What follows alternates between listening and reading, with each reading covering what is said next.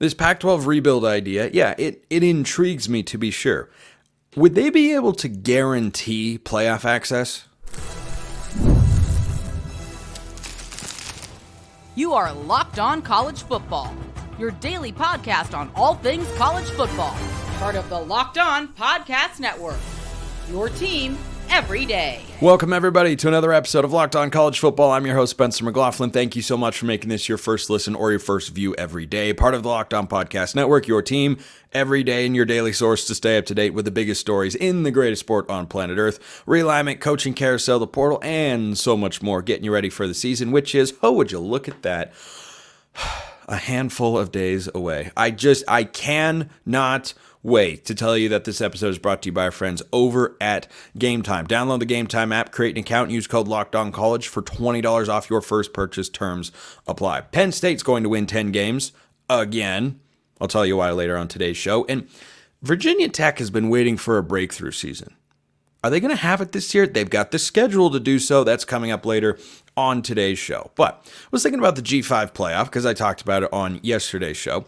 And the Pac-12 is, of course, looking to rebuild. Jai Murthy, I apologize if I'm not pronouncing her name correctly. The president at Oregon State sat down with a one-on-one with John Canzano recently. And then we've heard comments from, Kirk Schultz in the past, and Ann McCoy, the new athletic director at Washington State, and Scott Barnes, the athletic director at Oregon State, and various other entities, Teresa Gould, the Pac-12 commissioner as well, that they're looking to rebuild the league. But one thing that they have to be able to offer if they want to allure particularly premier Mountain West schools is access to the playoff. Now, if they are a rebuilt Group of Five conference, which is what they would be with the options that they have in front of them, then you think about how they can get the G5 automatic playoff bid. Now, that is not guaranteed to be in the next college football playoff contract because remember, this beautiful, wonderful, best in the world sport doesn't have a solidified playoff structure past next season. It's crazy. It's crazy, and it's 100% true.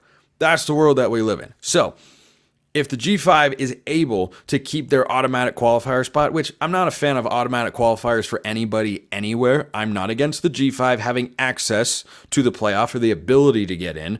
I'm just against AQs for literally any conference, and yes, that includes the SEC. But they'd get teams in anyway, of course. But if you're going to rebuild this conference, if you're Oregon State and Washington State, what you have to be able to do is go to these schools and say your playoff access over here is stronger than what it is where you currently are. So you have to go to Boise State and San Diego State and Fresno State and whoever else you're going to look at. Those would be the top options in the Mountain West, and there would be others. And you'd have to be able to sell them on the idea that if you come to this conference, you have a better chance to get the automatic qualifying spot as the Group of Five highest rated conference champion than you do in your current conference. And the affiliation with Oregon State and Washington State plays a crucial role in that, which is why for this year and next year, it is so utterly important for Oregon State and Washington State to win. Because if those two schools don't win at a high level and they take a major step back on the football field, I don't think they're going to. I think there's a step back, but they're going down to a lower level of competition. A lot of question marks, a lot of different ways that this thing can go. But if Oregon State and Washington State struggle more than people expect them to, how much less appealing does that become for a Boise State or for a Fresno State or for a UNLV that are trying to win their conference and get a playoff berth? Why does making that change, introducing an element of instability and risk to your conference realignment future, how does that help you? But if Oregon State and Washington State can win for the next couple of years, then you can get to a situation like the one suggested from Jeremy, who sent this in. Oregon State and Washington State bring in Army, Navy, Tulane, and UTSA from the American, and Boise, San Diego State, UNLV, Air Force from the Mountain West. You'd have a 10-team conference playing in 4 time zones, all of whom are notable G5 additions, adding TV markets in Southern California, Las Vegas, the heart of Texas, the heart of the Bayou, love the use of the word Bayou there, and out east in New York and Virginia. Adding to that, the first time ever you'd have all 3 service schools in the same conference. It's bold. It's bold. I understand where your head is at. Everybody watches America's Game, Army, Navy, every single year. I do. I have for a long time. I know many of you have as well, because it is just spectacular across the board. Every single year, I hope they never stop running the triple option. It is truly one of college football's most special traditions. Does that game alone make it worthwhile to say these are members we want to bring into the conference? Would the Pentagon approve another conference move for those two schools that just got into a conference and had been independent for a while? Their conference affiliation has gone back and forth, so maybe they would. But would they see that as appealing? Would they also approve Air Force to leave the Mountain West? I don't know. Air Force is certainly an appealing option to add to a rebuilt Pac-12 and build the premier Group of 5 conference in all of college football and have strong access to the playoff. But again, it goes back to how Oregon State and Washington State perform on the field this year and next year. That is far more heavily, I feel, going to influence the perception of those programs and how strong a rebuilt league with them at the center of it would look and feel and be treated than what Oregon State and Washington State have been for the last 10, 15 years. As much as that stinks, as much as that is not fair, I'm not trying to tell you that it's great. I'm just telling you that's my suspicion, that that's how it will end up working out. As you say, well, it's a new era. They've been, brought down to this level, and this is what they are now. It's not, what it used to be, which is why it's so important for the Beavs and Cougs to win. But that conference you suggested there, Jeremy, in your question, has a lot of appeal. But here's the other thing. If you build that specific league or some combination of schools in Texas, you go and grab like a Texas State from the Sun Belt or North Texas, or, just try to have a presence in the Lone Star State. If you do that, can you still guarantee that your conference champion is going to get in more often than not? I think you'd have a really good chance to. But if you're going to convince schools to leave the league that they are currently in, the Mountain West of the American are the strongest G5 leagues in the country and will have perennially strong access to the college football playoff, you have to be able to guarantee. You have to be able to guarantee that 4 out of 5 years, it's going to be our conference champ that's ranked above everybody else's conference champ. And look, Liberty and Conference USA, they don't play a strong schedule, but boy, they win a lot of football games. And you would still have the American Conference with whoever is still left over there after you hypothetically, but not assuredly, get teams from that conference. And you would, in this scenario, at some level have, pilfer teams from the Mountain West. So that wouldn't be a real threat. But the Sun Belt, an undefeated Conference USA champ, or somebody from the American, whatever that league, looks like at the time, man, I don't know if that's appealing enough. So fascinated to see how it all plays out. Let me know your thoughts in the YouTube comments or hit me up on X, formerly known as Twitter. It's a fascinating debate, and these are big, big questions. They also have to just, get the Group of 5 automatic playoff bid. That's not locked. That's not set in stone. I think it'll be there. I'm not 100% confident in that.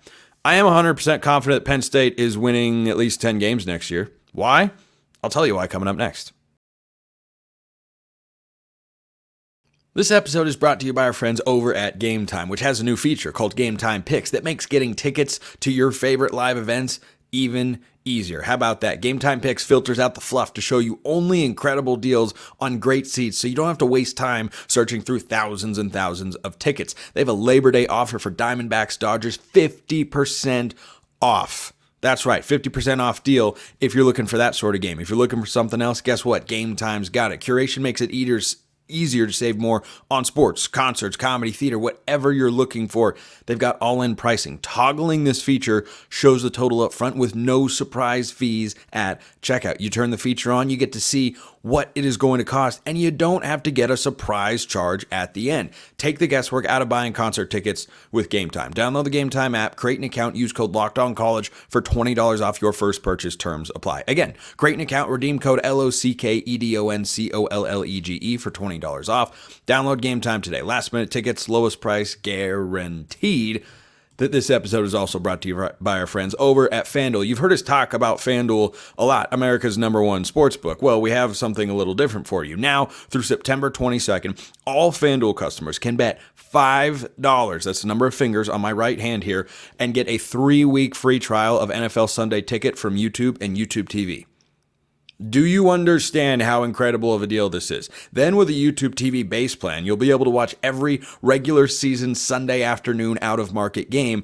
All you need is a Google account and a current form of payment, and you can cancel anytime you want. Plus, FanDuel's got everything you want for college football. Over-unders, game matchups, win totals, it's all there. Go check them out at FanDuel.com/LockedOn. FanDuel.com/LockedOn. That's where you go to check out America's #1 sportsbook. FanDuel, our official sportsbook sponsor here at the Locked On Network. Did you know that historically in the last 10 years or so, one of the safest bets in college football is for Penn State to win 10 or more regular season games? It happens almost every time. I'm going to tell you why it'll happen again. That's Zach Seyko, Locked On Penn State, joining me here on the show. Their win total on FanDuel, Zach, is 9.5, and I think the reason it's not 10.5, maybe optically, is that that's a number reserved for a Georgia, a Texas, an Oregon, a Notre Dame. But I look at this Penn State schedule, and I think their entire season is going to be defined in a brutally tough 3-week stretch in the new look Big Ten that features a game at USC, at Wisconsin, and then hosting Ohio State. But if you win one of those games, I don't see a loss anywhere else. I mean, I'd even add in Washington. That 4-week stretch, because you're going through a gauntlet. It's the fact that Washington's at the tail end of a road trip to Southern California. You got a bye week wedged in there, fine. But then you go to Camp Randall. Then you play possibly the potentially. I don't think Georgia loses at that point. So a number 2 Ohio State Buckeyes team, and then the week after that, it's Washington. So that 4-week stretch it's going to define Penn State's season. An undisciplined team drops 2-3 out of those games, out of those 4 games. But Penn State has a veteran quarterback, 2 veteran running backs, a really experienced offensive and defensive coordinator. I know everybody has differing opinions about James Franklin. I mean, this is a tough schedule, Spencer. If you look at Pro Football Focus, they have one of the top 10 toughest schedules. I don't like when people say, "Oh, Penn State got lucky. They got a favorable break." No, this is a very tough schedule, starting with West Virginia and then going through that 3-week stretch. I'd argue it's a 4-week tough stretch of gauntlet type games. Well, we disagree there. I don't think Washington in the state of Pennsylvania is going to pose a major challenge to Penn State. I think the Nittany Lions are a much more ready to compete team and program than Washington is this year. I mean, Jed Fish said at Big Ten Media Days in Indianapolis about a month ago at this point, or whenever it was, all the time is blending together, that this is a total rebuild. Because it is. You're replacing 21 starters from the team that went to the national championship. I expect Washington to be. I expect Washington to be a bowl team, but at home, coming off of what'll probably be a loss to Ohio State, because until I'm given compelling evidence otherwise, I struggle picking Penn State against the big boys in the Big Ten, because that's what the record has been. But they've dominated everybody else, and even against Ohio State and Michigan last year, it was a couple of single-digit losses. It's not like they were uncompetitive, that they got run off the field. It wasn't like Iowa in the Big Ten championship game against Michigan, losing 27-0 or whatever the score was. It was a competitive game, and I expect Penn State, though they did not have their best performance in the New Year's Six game against Ole Miss, I expect this to be a 10-plus win program. I think the schedule lines up for that very well. And I don't want people to get the impression that I'm trying to signal that Washington is going to upset Penn State in the whiteout game in November, right? This is the middle of November, Pennsylvania. I know it rains in the state of Washington, but it's a different kind of cold in Pennsylvania. Well, and it's a long trip. It's a long trip, but that's my point, is that Penn State is going to USC, is going to Wisconsin, then playing the hypothetical number 2 Buckeyes, and then they host a competent Washington team. That's my point. That's just a tough 4-week stretch. Okay. If we look at, but your question, your debate about 9.5 wins, I think this is a 10-2 Penn State team. And 10-2 gets you potentially a home playoff game, get you into the playoffs, and get you a home playoff game. 9.5 is that's a really tight line if we're talking about this from the betting gambling angle, because if I predict 10-2, well, there's, zero point 0.5 wins for a margin of error here. But when you look at what Vegas already has projected for Penn State, they're favorited, or at least they're going to be favorited, in 11 out of the 12 games, except Ohio State. And Spencer, here's the key part of this. It's not like they're 2 touchdown underdogs to the Buckeyes.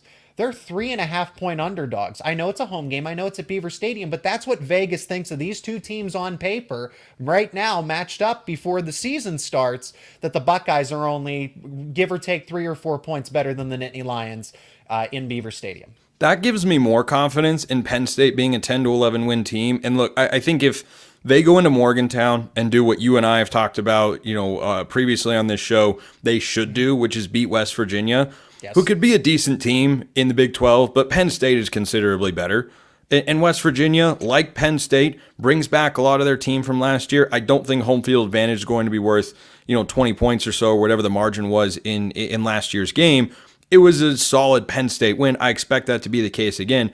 You win that game, and then it's Bowling Green, Kent State, Illinois, UCLA, 4 straight games at home against programs that just are not going to be even close to Penn State. I think the Nittany Lions will roll in all 4. Then you go at USC. You got to watch out for that game. Yes. No doubt about it. You got to watch out for that game. At Wisconsin, I think that's a win. Ohio State I have as a loss. And then I think they end with 4 straight wins against Washington, Purdue, Minnesota, Maryland. So I'm going on the record here and saying James Franklin ups the ante of what he's done the last couple of years. I think the narrative around Penn State is, well, they're just a 10-2 team every year. Yeah. But they don't have Oregon. They have Washington instead, and they get them at home. They do have to play both of the LA schools, and going at USC is definitely a tougher break than going to UCLA, because USC is a much, much better team than UCLA this year. I could see a Wisconsin or a USC trip up, but I can't see that week 1 in Morgantown. I can see a loss to Ohio State, but I could see an upset there, and that's why I land on 11-1. And the reason I land on 10-2 is just because you just have to account for the margin of error. Penn State is in a position where they could actually go 12-0.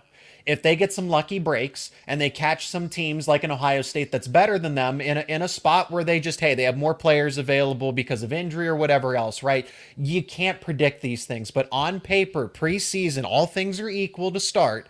Penn State's an 11-1 team. If you get if you catch some teams in some bad spots, and the same thing goes for Penn State, but you hope that they don't get into those bad spots.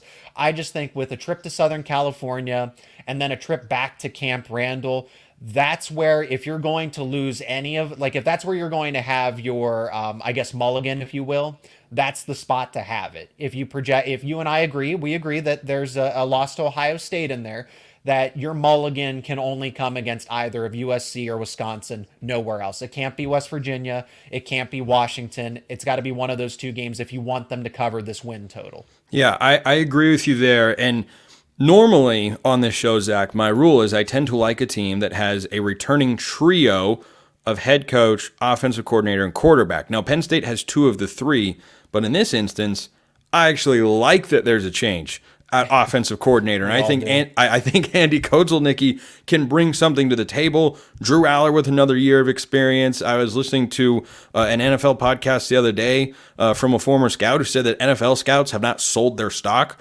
on Drew Aller and that there is another gear to his game.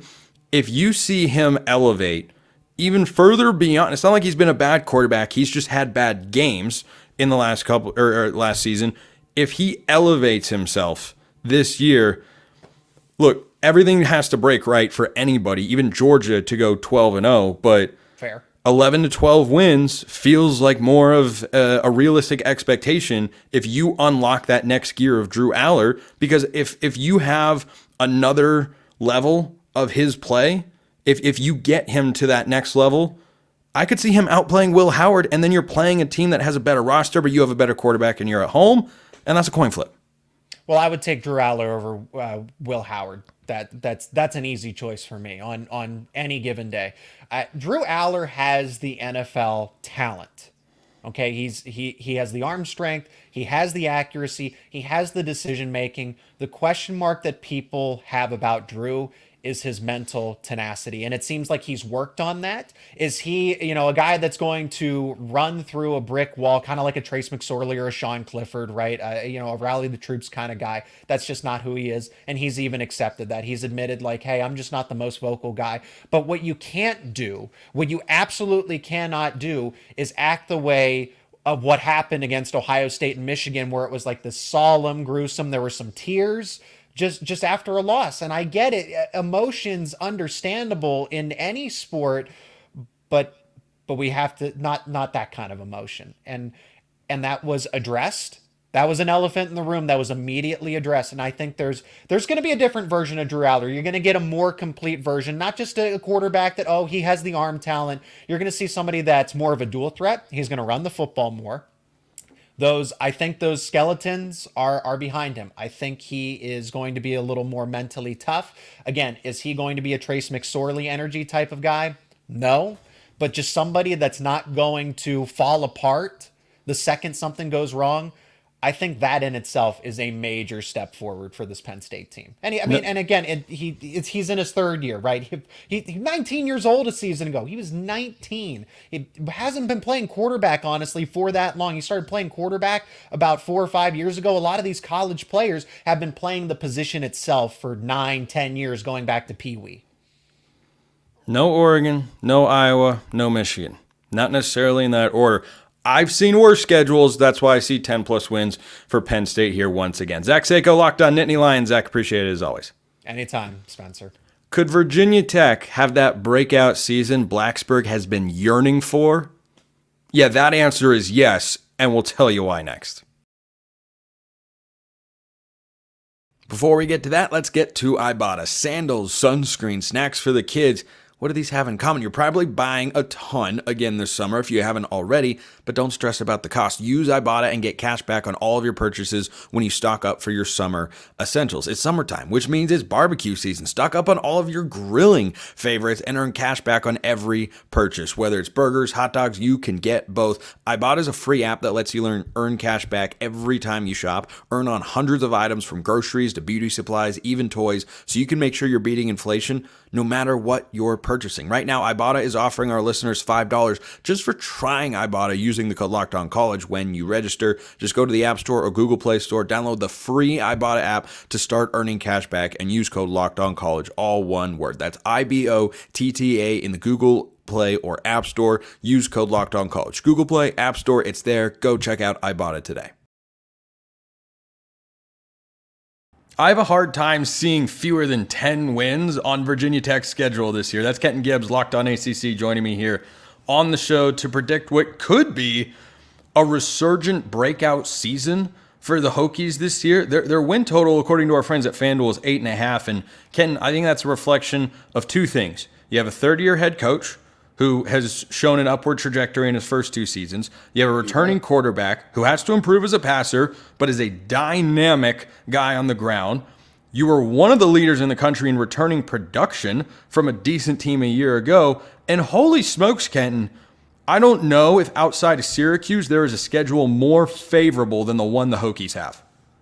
Well, a favorable schedule, and I want to get to that first because I've talked ad nauseum about how special I think Kyron Drones is. People give Cam Ward the preseason player of the year. Everybody projects him to be the best quarterback in ACC. He has a ceiling that I think is unrivaled in the conference in terms of just neck and neck. Who's the best? If they all play their best ball, Cam Ward's higher than anybody else. The only other guy that I see in that same realm, especially as a dual threat, is Kyron Drones. So I've sung his praises a million times over. But when you talk about that schedule, I asked you before we got on air, what is their toughest game outside of Blacksburg? And the best you could come up with was, well, maybe Miami, maybe Syracuse. That's a sign, generally, that you're in good territory, unless those two teams are both just elite level. With Syracuse, they're one of the bigger wild cards in the conference. Everybody believes in Fran Brown. He's done a hell of a job recruiting the portal, but they're not a proven commodity that you can firmly say, I believe the Orange will be good to great this year. They're not in that territory whatsoever. So You look at the schedule, you look at Chiron, you look at the production they're bringing back, and look at some of the additions. One of the things that I talk about a lot is one of their Achilles heels last year with their ability to stop the run. They bring in third-team All-ACC defensive tackle Aeneas Peoples. He's familiar to the ACC. He's just not in Durham anymore, and he's going to make that trip back. But him and that crew stopping the run is going to be vital to their success because we all know about Virginia Tech defensive backs. I mean, at first I thought it was just if your last name was Fuller, you would be able to put on that uniform and lock down everybody that came your way. But apparently it's just something about that burgundy. But in all seriousness, that team is primed to have a much better year than many people are giving them credit for. A schedule that is, again, when you talk about your home game, your toughest games are all at home outside of Miami. You've got Clemson, but you've got them at home. You've got Georgia Tech, who could be a trap game, but you've got them at home. You've got every single team at home. And even if you want to throw Virginia in there and say it's a rivalry, you never know what could happen, guess where you got them? At home. So this is a Virginia Tech team that this year will be about how mature are they? How well are they ready and prepared to be a team that has expectations upon them, that people look at them and say, man, how good are they? How good can they be? Because the only early season test I see, the only one, is Rutgers. But guess where that's at? At home. At home. And that's what I keep coming back to is, I'm going through and I'm saying, all right, win. Okay, at Miami, that's a loss. Miami has one of the 2 or 3 best rosters, maybe the best roster in the entire ACC. I love the Cam Ward addition with Damian Martinez and the receivers they've got, the offensive line. I'm very high on Miami. I think they're a 10-2 or 11-1 team, but Virginia Tech could be that too. And I had a question from someone here on the show recently, Kenton, about teams that start the season unranked, because this is a trend that happens every year in college football, that could wind up in the top 10 by the end of the year. Virginia Tech is near the top of that list for me because of how the schedule breaks in their favor, because Clemson is a game that I think they're going to get up for and win. I'm just apprehensive about predicting them to go 11-1. I want to find a second loss in there because though Brent Pry has shown a lot of good things, the program has shown some encouraging signs. They haven't shown me enough to where I'm going to put my foot down and say, I'm predicting them 11-1. I just have I do have a tough time finding a second loss in here because there's going to be a stumble at home. The crowd's going to be great all year because they should start out with a handful of wins. The one that I wouldn't look past, Kenton, if I'm a Virginia Tech fan, I think you can get by Vandy. No, I'm not going to say Stanford. I'm not bringing my Pac-12 roots to the show here. Like you can't ever. You're a Pac-12 guy. I know. Look, I've seen crazier things happen at the Farm, but I think Virginia Tech has a better roster, top to bottom. There, it's the Rutgers game for me. It's the Rutgers game because if you talk about teams with returning production, they're returning something like 14 starters. Greg Schiano's not some brand new head coach who's new to college football trying to acclimate himself even to that particular program. They were a good team last year. They were 6-6. They won a bowl game. They returned a bunch of starters. I wouldn't overlook that Rutgers game, but as you go down the list, Kenton, you make a great point that, Miami on the road, all right, you can probably chalk that one up as a loss, and that's fine. But then your season, getting 10 wins in the regular season, may come down to how you play Clemson at home, tough game, right, and Rutgers. And that's just so manageable from a scheduling standpoint. Absolutely. If you told me, Kenton, your team season will come down to 2 games and neither one will be against a team that you believe is the best 10, maybe 15 in the country, what do you think? I'd be happy with that. The only problem is I agree with you on Rutgers a lot. I agree with you on Rutgers a lot because Greg Schiano has an identity, and that team has his identity. They are tough.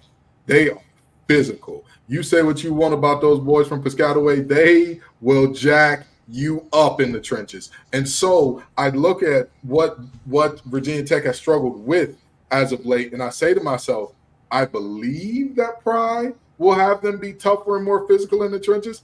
Am I sure of that? I'm not going to say that. I believe that Aeneas Peoples was an excellent addition to that defensive line. Do I believe he was enough to shore up a defensive line that, and this is a fact now, they did not have a single starter on that defensive line that was 300 pounds plus. With all due respect, you ain't going to get away with that. That's a little small. You ain't going to get away with that in the ACC. I'm sorry, player. Not around here. Not around here. You need big bodies. You need big, angry men that refuse to move and budge and can help you change the math in order to win some of these matchups. Because, again, on the back end, if there is no greater example of the phrase, the front end will affect the back end before the back end affects the front end, look at Virginia Tech.